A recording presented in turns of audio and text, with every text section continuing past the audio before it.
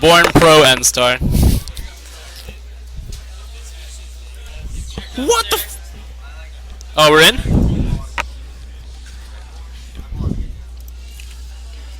What? Oh my god. Yeah, I'm ready.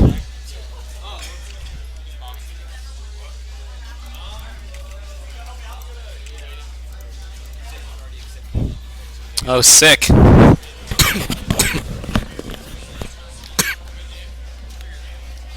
Alright, broskies, we're getting into the final game here.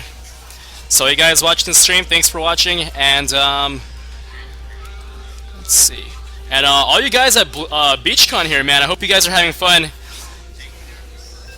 And, alright guys, we're starting this last game here. This is actually in the finals.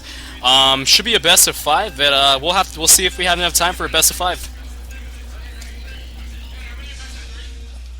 Best of 3. Just kidding, guys. Best of 3. Alright, guys. We have the two Protoss players here. It's going to be Risuke versus phhat. And Risuke here is actually a Diamond Protoss player, but he's still really good. Diamond is actually a league in StarCraft 2, with Diamond being the 3rd highest, Masters being the 2nd highest, and Grandmaster being the most highest. And phhat here is actually going to be a Masters player here. And alright, guys. We're going to start this game right now. Alright guys, spawning over on the right side, we have our red Protoss player. He's going to be phhat, and that's spelled P-H-H-A-T. And spawning down here, we do have our purple Protoss player here, and he's going to be spawning as Risuke. Okay. Thank you. And alright guys, we are now back online, and whoa, that is really loud, and it's actually really picking my voice. But yeah, alright guys, so right now phhat is going to go ahead, keep producing probes. A big indicator of, basically if you guys want to play StarCraft and you guys want to get good, one rule of thumb is keep building workers the whole game until you get about 80 or so. The reason why is because if you keep building workers, you get more income, and with more income you can build more units and you can start kicking your opponent's butt. Pretty big deal in this kind of game.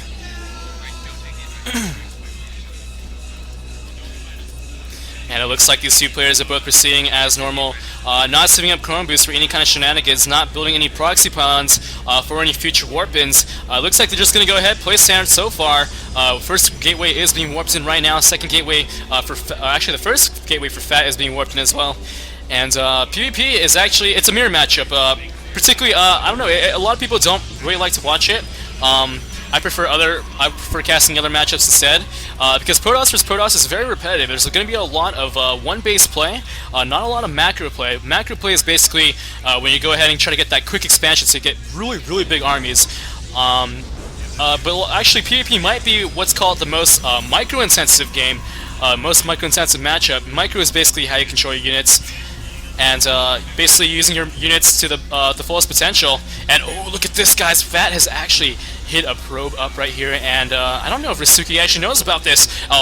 This could do one of two things. First of all, it can warp in pylons here, and if Risuke doesn't know about that, I mean, that could spell disaster. And also, second of all, phhat can actually scout off this base later on. Right now, if he scouts, he won't actually see that much, but by hiding this probe up here, Risuke's not going to know about it, and he's going to go ahead and get quick, easy scout of this base and be able to react accordingly.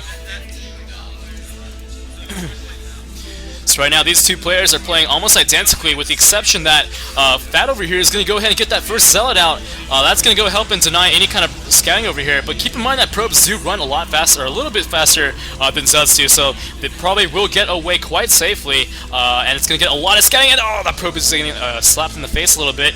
And getting slapped in the face really, it kind of hurts. And if you guys zoom in, these guys use they're like swords, man. They're like knives. Basically, they have these like sword knives attached to their arms. That's pretty badass. I mean, if I had swords attached to my arm, that would be pretty cool. All right, guys, and now we have a second gateway going down for Risuke here. The question is whether or not he's going to add 2 more gateways, or just 1 more gateway and something called the Robotics Facility, which is going to enable you to get a unit called the Immortal, which is one of those big giant yellow units, and they actually have an ability called Hardened Shields. Basically, any kind of attack that does more than 10 damage will get nullified to do only 10 damage against only the shields of Immortals. Keep in mind that Protoss actually has something called shields. You can just see that the blue numbers right here are shields. all the other races have health and as well as Protoss, but one advantage is that the Terran do have a unit called Medivacs that can heal their biological units. They can use SCVs to repair their mechanical units. They can repair their buildings, while other races cannot. Zerg units, though, are only biological. They recover health over a slow period of time, and shields here for Protoss, they don't actually recover constantly, but if you get out of battle for a long time, then these shields recover quite quickly. Obviously, all those abilities have their own advantages, their pros and cons, and it looks like not much going on over here. Just going to be warping in some more. Yes, we do have the robotics facility being warped in. It's going to be 3 gates and 1 robo, and it looks like we're going to have an identical... Oh, no, not an identical build here. Phhat Man, he actually won his last 2 PvPs by using a lot of Blink Stalker Micro, and it looks like he's going to go ahead and get those Blink Stalkers out, as Blink Stalkers are going to get you that big mobility. And speaking of Micro, one thing you can do is if one unit's about to get killed, if you can move that 1 unit back and keep it alive for another time, so they can shoot just 1 more attack, it'll actually make a big difference. And we're going to see that come into play really soon here. And it looks like Phhat is going to go ahead and move across the map right now. He's going to try to control this watchtower. But Risuke, man, he has control of the watchtower. He sees as it's coming. He's going to go ahead back up, and he has the observer here. Going to go on top of these units and see that there is going to be movement across the map here. And it looks like Risuke here is going to go ahead and warp out that Immortal here. And that Immortal is going to be pivotal in determining these battles here, because Immortals do 50 damage against armored units, which include the Stalker, but not the Sentry or the Zealots. So this right here is a Sentry. It has 3 abilities, 2 of which are used very often. The first one is Guardian Shield, which will actually nullify damage by 2, basically increasing all the armor of your units by 2. However, this only works on ranged attacks, and the other ability that's actually used much more often is called Force Field, which enables you to throw a little barrier on the ground, which lasts for 15 seconds. Obviously, you can see that be used a lot. You can use it to trap enemy units. You can use that to stop enemy unit movement so that you can retreat. You can use it to impede armies. You can cut them in half so that only half the army is attacking. Actually, there's a lot of uses for Force Fields here. But in PvP, though, a lot of times they aren't used as often because of Blink Micro, because Blink can easily traverse those barriers called Force Fields.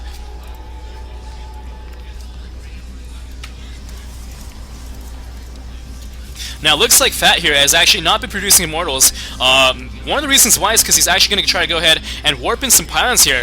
Immortals coming from the robotics facility can't actually warp in. However, from the gateways, or from the warp gates, they can actually warp into any close proximity pylons.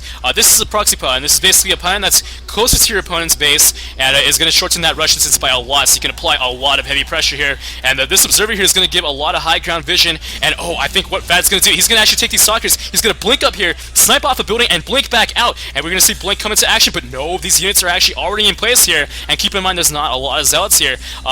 If these were all Zealots, these Stalkers could easily just pick away at them, blink in 1 at a time, and do a lot of damage here. And oh, they're taking a lot of extra hits over here, and Force Field does get placed down, but it's not going to do too much here.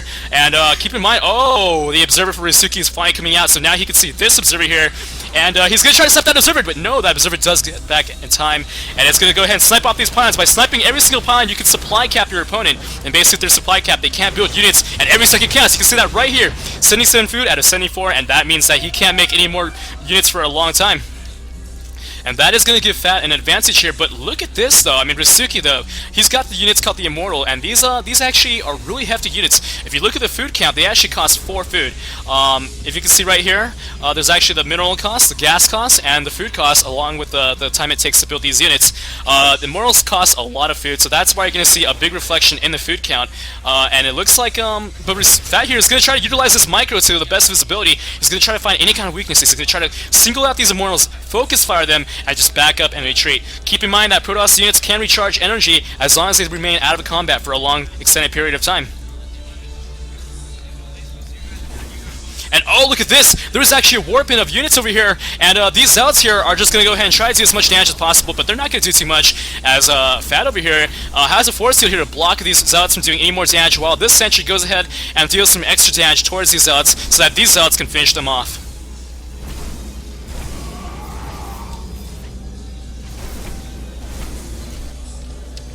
So, actually, it looks like, yes, we do have the blink in, and phhat is going to go ahead and snipe off this robotics facility, and that probe does, oh, that probe just gets completed, but gets sniped off, as this observer is going to go ahead and detect it, and it looks like he can actually take down more warp kits, and it looked like, oh my gosh, just like that, he blinks back out, like a total boss. All you guys want to play Protoss now, huh? But hey man, if you guys look at it, StarCraft is one of those games where you can actually earn $220,000 in prize money. Actually, there's actually one player named Nesty who's actually Korean, and he's 30 years old, and he's actually, oh, okay, forget it. Forget about money. We have an engagement going down here, but that's not good because Risuke, he's got the high ground, and he's got something called a concave. Basically, he's got this concave where he can actually get more surface area against this army over here, and this army is taking much more damage than it should be. And this Zealot over here, oh, whoa, we got another blink in, and that, oh, just checking out the mobility of this, just doing so much damage, sniping this off. If they snipe this off, that's going to deny any kind of more stalkers and sentries from being built, and that's absolutely huge. Can he snipe it off? But no, he's actually going to back up and blinks back out. But no, that one stalker is just going to get stuck here, and he's forever alone. Now, actually, one thing that Protoss players might actually know is that on this map, you can actually blink stalkers right here. There's also something called a shift trick, and we'll actually get back to it later. And this is an expansion over here, but Risuke, he's playing chicken right now. I mean, or actually, phhat is doing that. I mean, he's just chasing this guy around. He's really okay. This is actually called map control. Basically, phhat over here can control the map. He basically is dictating where this guy is moving around, and the forever alone stalker gets taken out. Yeah, man, he hates his job. And it looks like, oh, there's a proxy pawn here, and Risuke is going to lose that proxy pawn as phhat does find out about it. And looks like he's actually going to probably snipe this pawn and back off. But Risuke with some great reaction is actually going to deflect this. But here's the problem: phhat is actually not getting expansion. By getting expansion, Risuke is able to get more gateways, and by getting more gateways, he's able to outproduce his opponent here. As you can see reflected in the food count, eventually he's going to be able to steamroll his opponent. And look at all these immortals. Oh my gosh! I think they're actually going to go ahead and try to. Oh no, they're just going to take out this proxy pawn. So no more reinforcements for a while here. And these stalkers are trying to go ahead and blink buck gap in here. And look at that! They actually outnumber the stalkers here, and they're going to take him out. And that observer, if that gets taken out, that's absolutely huge, because now I can't detect this observer, and that is going to give vision to phhat to go ahead and walk up blink up into the high ground, and oh no, that one building is going to get sniped down right now. And keep in mind, these units, although powerful, are really slow and immobile. And phhat, man, I mean, he's just... Holy smokes, man, he's really displaying, I mean, he's displaying a lot of the micro. I mean, he's being extremely cost-effective here. I can actually open up the units lost tab here. It actually shows the resources that have been lost, and Risuke, man, he's lost 4,900 compared to only the 3,375. And this is what, you know, this is actually going to hurt phhat, though. I mean, he's running out of resources in his main base. These are going to get depleted quite soon. And hold on, oh my gosh, guys, I just noticed this in the last few games. Hold on, we got a blink coming here, and gonna go ahead and